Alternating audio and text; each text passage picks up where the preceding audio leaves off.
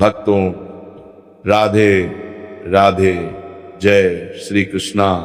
भक्तों, 29 जनवरी 2026 यानी गुरुवार को पड़ रही है माघ महीने की जया एकादशी। और भक्तों, ये वह एकादशी है जो माघ महीने में पड़ने वाली सबसे बड़ी जया एकादशी है, क्योंकि ये गुरुवार के दिन पड़ रही है, जो बहुत ही खास है।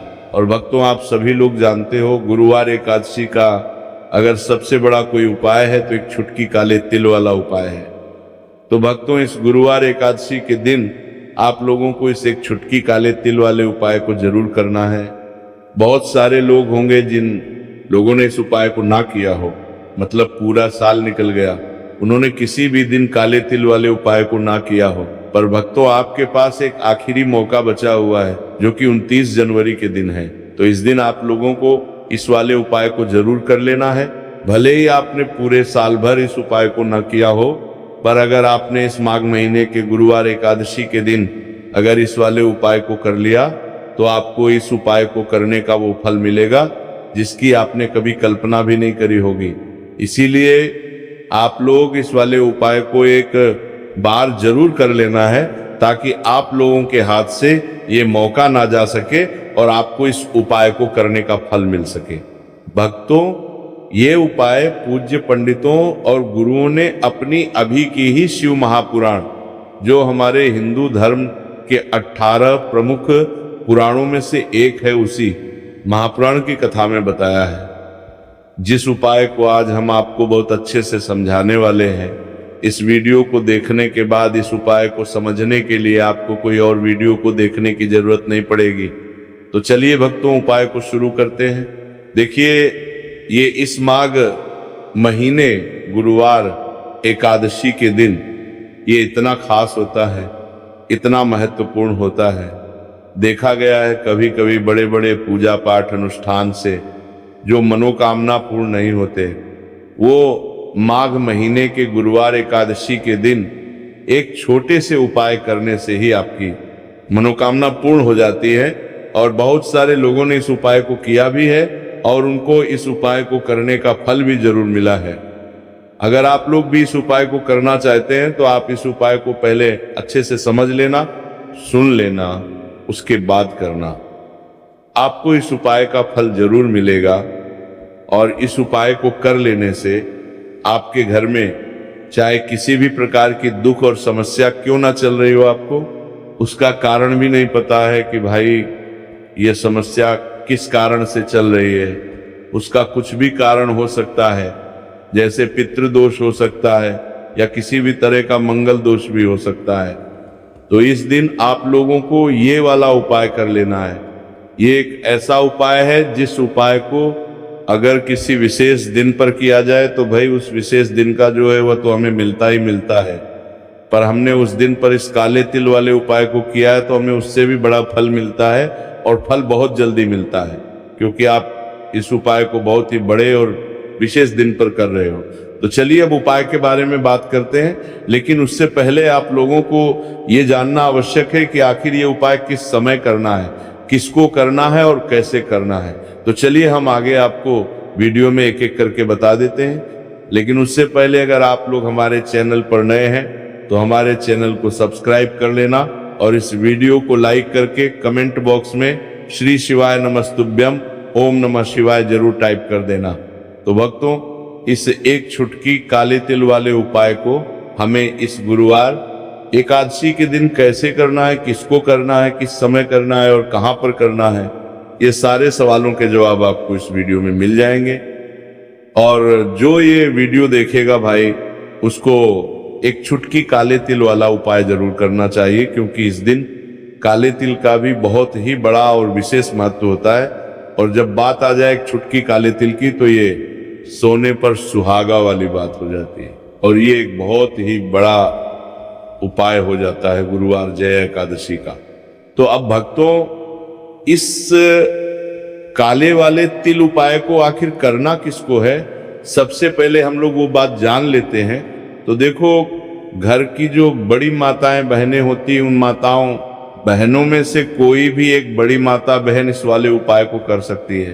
और भक्तों अगर आप चाहे तो अपने घर में से सभी सदस्यों को भी इस उपाय को करवा सकते हैं। अगर किसी व्यक्ति की खुद की कोई मनोकामना है, खुद की कोई दुख और परेशानी है जो कि वो अपने लिए ही करना चाहता है, इस वाले उपाय को तो वो खुद अपने लिए भी कर सकता है। बाकी अगर कोई घर में से ऐसा है जो कि अपने पूरे घर परिवार की सुख और शांति के लिए ये वाला उपाय करना चाहता है तो भाई वो भी कर सकता है, उसमें भी कोई दिक्कत वाली बात नहीं है। कहने का मतलब ये है कि इस उपाय को हर एक सदस्य भी कर सकता है और पूरे घर परिवार के सदस्य के लिए घर की बड़ी माताओं बहनों में से कोई एक माता बहन भी कर सकती है। माताएं बहनें अगर घर में उपस्थित ना हो या वह ये वाला उपाय ना कर पा रही हो तो फिर घर का कोई बड़ा सदस्य भी इस काले तिल वाले उपाय को कर सकता है, चाहे फिर वह पुरुष ही क्यों ना हो, उसमें कोई भी दिक्कत वाली बात नहीं है। अब भक्तों, इस एक छुटकी काले तिल वाले उपाय को हमें करना कहाँ पर है?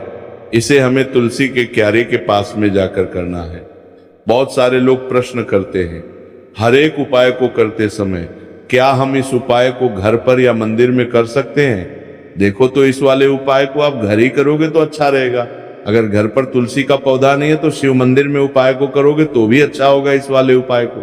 उसके बाद में भक्तों जो अगला प्रश्न निकल कर आता है वो ये आता है, इस उपाय को लेकर के आखिर इस उपाय को हमें किस समय करना है? सुबह के समय करना है कि शाम के समय करना है?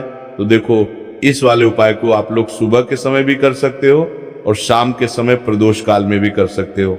अब अगर आप पूछो कि भाई साहब सबसे उत्तम समय कौन सा रहेगा इस एक छुटकी काले तिल वाले उपाय को करने का, तो हम आपसे बस यही कहेंगे कि इस उपाय को आप शाम के समय करेंगे तो ज्यादा बेहतर होगा। बाकी अगर सुबह के समय भी करेंगे तो भी अच्छा होगा, उसमें कोई भी दिक्कत वाली बात नहीं है।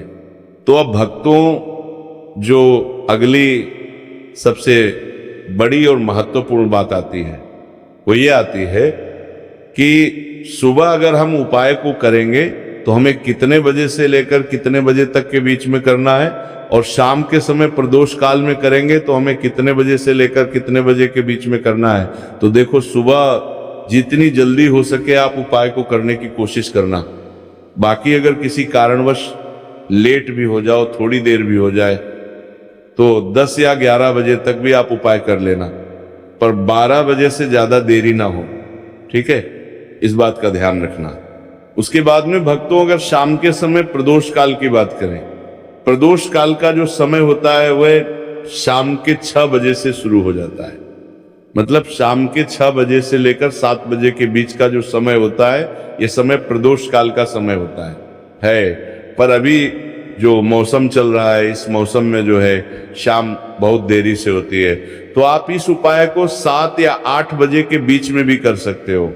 मतलब शाम के 6 बजे से रात 8 बजे के बीच में आप कभी भी इस वाले उपाय को कर सकते हो, उसमें कोई भी दिक्कत वाली बात नहीं है। परंतु गुरुवार एकादशी के दिन कोशिश करना कि समय के अंतर्गत ही कर लो, किसी कारणवश ना कर पाओ तो थोड़ा देरी से भी कर सकते हो, आपको उपाय का फल जरूर मिलेगा। तो चलिए बात करते हैं हमारे पहले उपाय की। देखिए, इस उपाय के लिए आपको 2 दीपक लेने होंगे। दोनों ही दीपक आप मिट्टी के भी ले सकते हैं और दोनों ही दीपक आप शुद्ध आटा मढ़कर भी तैयार कर सकते हैं। अब भक्तों, दोनों ही दीपक के अंदर आपको शुद्ध घी का प्रयोग करना होगा और एक दीपक के अंदर आपको गोल रुई की बाती का प्रयोग करना होगा और एक दीपक के अंदर आपको लंबी बाती का प्रयोग करना होगा। लंबी बाती वाले दीपक के अंदर आप मौली वाला जो धागा आता है कलावा का, उसकी बाती का प्रयोग भी आप लंबी बाती वाले दीपक के अंदर कर सकते हैं। देखिए, 2 दीपक वाला ये चमत्कारी उपाय केवल गुरुवार एकादशी की रात्रि में ही किया जाता है, इसीलिए आपको इस उपाय को बहुत ही ध्यान से समझना। इसी के साथ में आपको एक छुटकी काले तिल के दाने लेना है और इसी के साथ में आपको मात्र एक छुटकी हल्दी भी लेनी होगी। अब भक्तों, ये सभी सामग्री लेकर के आपको रात्रि के समय पहुंच जाना है अपने घर में। जहां कहीं भी तुलसी जी का पौधा, तुलसी माता का निवास स्थान है, वहां पर देखिए भक्तों, सबसे पहले तो आपके पास जो एक गोल बाती का दीपक, उसे आपको तुलसी जी के वहां पर प्रज्वलित करना है। दीपक को प्रज्वलित करना है। करते समय आपको ओम नमो भगवते वासुदेवाय इस मंत्र का 11 बार जाप कर लेना है। अब देखिए भक्तों, आप जो एक छुटकी काले तिल के दाने लेकर के आए हैं, उन्हें आपको अपने सीधे हाथ में रखना है। और जो आपने गोल बाती वाला दीप प्रज्वलित किया है माता तुलसी जी के वहां पर, उसके ऊपर से आपको इन एक छुटकी काले तिल को घड़ी की दिशा में घुमाना है। आपको अपना नाम और अपनी गोत्र को बोल देना है और फिर आपको इन काले तिल को उससे जलते हुए दीपक के अंदर डाल देने हैं।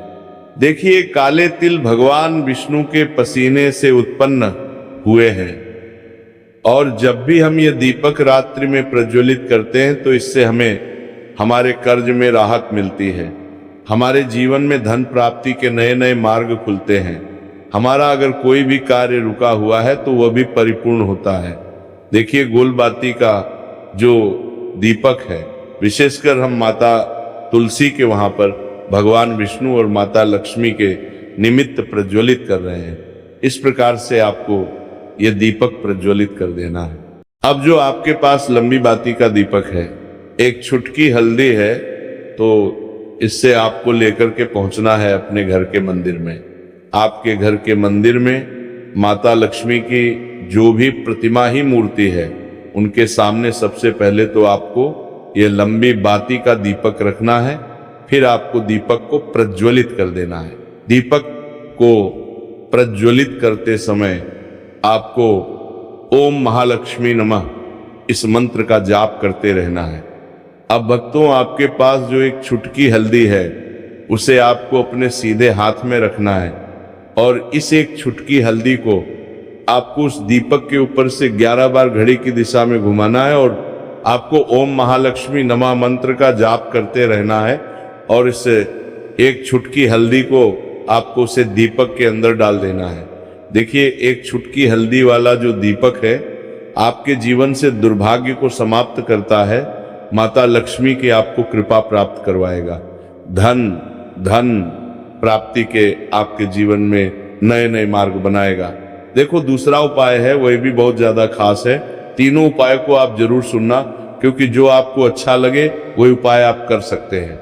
देखिए, इस उपाय के लिए आपको 2 हरी इलायची लेनी होगी। हरी इलायची आपको साबुत लेनी है, खंडित नहीं होनी चाहिए। और इसी के साथ में आपको मात्र थोड़ा शहद लेना है। शहद आपको मात्र आधा चम्मच या फिर उससे भी कम ले लेना है। और इसी के साथ में आपको एक दीपक ले लेना है। दीपक आप चाहे तो मिट्टी का भी ले सकते हैं और आप चाहे तो शुद्ध आटा मढ़कर उसका दीपक भी आप तैयार कर सकते हैं। इस दीपक के अंदर आपको मौली का जो धागा आता है, कलावा का, उसकी बाती का प्रयोग करना होगा।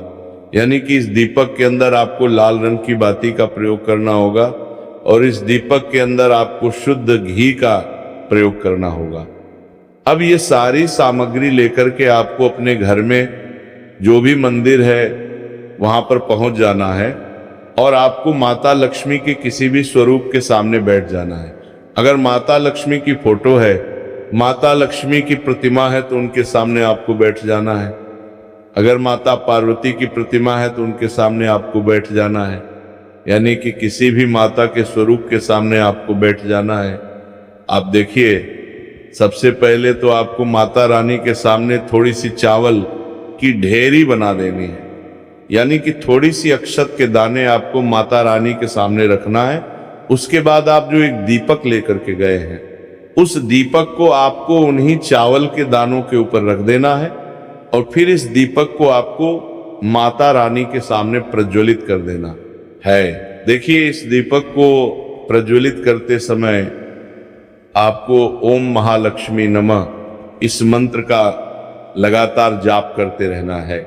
दीपक को प्रज्वलित करने के बाद आप जो 2 हरी इलायची लेकर के गए हैं, उसमें से एक हरी इलायची को तो आपको उसी दीपक के अंदर डाल देनी है और वहीं पर आपको कम से कम 21 बार ओम महालक्ष्मी नमः इस मंत्र का जाप कर लेना है। अब आपके पास जो शहद है और एक हरी इलायची है, उसे सीधे आपको लेकर के पहुंच जाना है। भगवान शिव के मंदिर में पूज्य गुरुजी ने बताया है कि ये उपाय आपको सिर्फ और सिर्फ शाम के समय ही करना होगा। शाम को जब भी सूर्यास्त का समय होता है तो उस समय आपको ये उपाय करना है। लेकिन सबसे पहले तो आपके पास जो एक हरी इलायची है उसे आपको शहद के अंदर अच्छे से डुबो देना है, यानी कि शहद का लेपन उसे हरी इलायची के ऊपर चारों तरफ आपको कर देना है। अब ये जो शहद से युक्त हरी इलायची है इससे आपको भगवान शिव के शिवलिंग पर अर्पित कर देनी है और आपको श्री शिवाय नमस्तुभयम इस मंत्र का लगातार जाप करते रहना है। फिर इसके बाद आपको थोड़े से चावल के दाने यानी अक्षत भी अपने साथ लेकर के जाना। तो ये चावल के दाने आपको धीरे धीरे शिवलिंग के सामने समर्पित कर देना है और आपको श्री शिवाय नमस्तुभयम इस मंत्र का जाप करते रहना है। फिर इसके बाद आपको अपने घर आ जाना है। इस प्रकार से आपको ये उपाय कर लेना है। तो चलिए भक्तों, जान लेते हैं पूज्य पंडितों और गुरुओं द्वारा बताए गए तीसरे उपाय के बारे में, जिसे सुबह के समय करना है। देखिए, इस उपाय के लिए आपको लेना है 11 चावल के दाने। गुरु जी ने कहा है चावल के दाने खंडित नहीं लेने, बिल्कुल साबुत होने चाहिए। उसके साथ में आपको लेना है एक बेलपत्र। बेलपत्र का भी एक नियम है, अगर आपके पास बेलपत्र नहीं है तो आप शिवलिंग से उठाकर उसको पुनः शुद्ध जल से धोकर इस्तेमाल कर सकते हैं। प्रकार आपको बेलपत्र लेना है। इसके बाद आपको एक लोटा जल, यदि आप सुबह उपाय कर रहे हैं तो और शाम के समय कर रहे हैं तो एक दीपक ले लेना है। अब ये सब सामग्री लेकर आपको जाना है महादेव के मंदिर में। देखो, अब आपको उत्तर साइड में खड़े हो जाना है और सबसे पहले आपको एक बेलपत्र अपने हाथ पर और 11 चावल दाने रखकर शिवलिंग के सामने अपना नाम और गोत्र बोलते हुए समर्पित कर देना है और ओम नमः शिवाय श्री शिवाय नमस्तुभ्यम का लगातार जाप करना है।